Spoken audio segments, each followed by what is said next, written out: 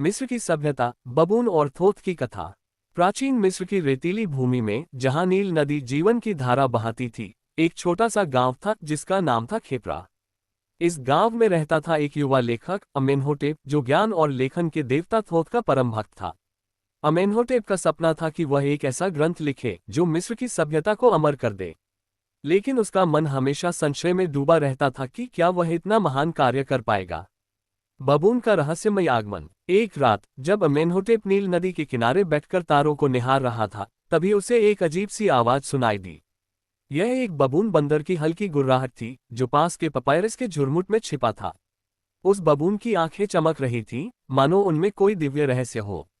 Amenhotep ने सुना था कि बबून को थोथ का प्रतीक माना जाता है, और उसका हृदय उत्साह से भर गया। हे थोथ के दूत, अमेनहोटेप ने धीरे से कहा, क्या तुम मेरे पास कोई संदेश लेकर आए हो?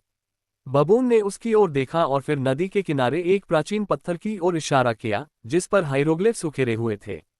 अमेनहोटेप ने पत्थर को ध्यान से देखा। उस पर लिखा था, जो ज्ञान की खोज में साहस दिखाएगा, उसे थोथ का आशीर्वाद मिलेगा। थोथ का आशीर्वाद। अमेनहोटेप ने उस रात ठान लिया कि वह इस संदेश को सत्य करेगा। उसने अपने लेखन को और गहराई से शुरू किया। हर दिन वह उस बबून के साथ समय बिताता, जो अब हर सुबह उसके झोपड़े के पास आ जाता था। बबून उसे प्रेरणा देता और अमेनहोटेप को लगता कि थोथ स्वयं उसकी लेखनी को निर्देशित कर रहे हैं। कई महीनों तक मेहनत करने के बाद अमेनहोटेप ने एक ग्रंथ पूरा किया, जिसमें मिस्र की सभ्यता, उसके देवताओं और नील नदी के महत्व को बखूबी दर्शाया गया था। उसने इसे नील का गीत नाम दिया। जब उसने ये ग्रंथ गांव के पुजारी को दिखाया, तो पुजारी ने कहा, ये थोथ की कृपा है। तुमने सत्य और ज्ञान को शब्दों में पिरोया है। बबून का विदाई संदेश। जिस दिन ग्रंथ मंदिर में प्रस्तुत किया गया, उस दिन बबून गायब हो गया। अमेनहोटेप ने उसे हर जगह ढूंढा, लेकिन वह कहीं नहीं मिला। अंत में उसने नील नदी के किनारे वही पत्थर देखा, जहां अब एक नया हाइरोग्लिफ उकेरा गया था। ज्ञान का सच्चा दूत वह है, जो दूसरों को प्रेरित करे। अमेनहोटेप समझ गया कि बबून कोई साधारण प्राणी नहीं था। वह थोथ का प्रतीक था, जो उसे साहस और प्रेरणा देने आया था।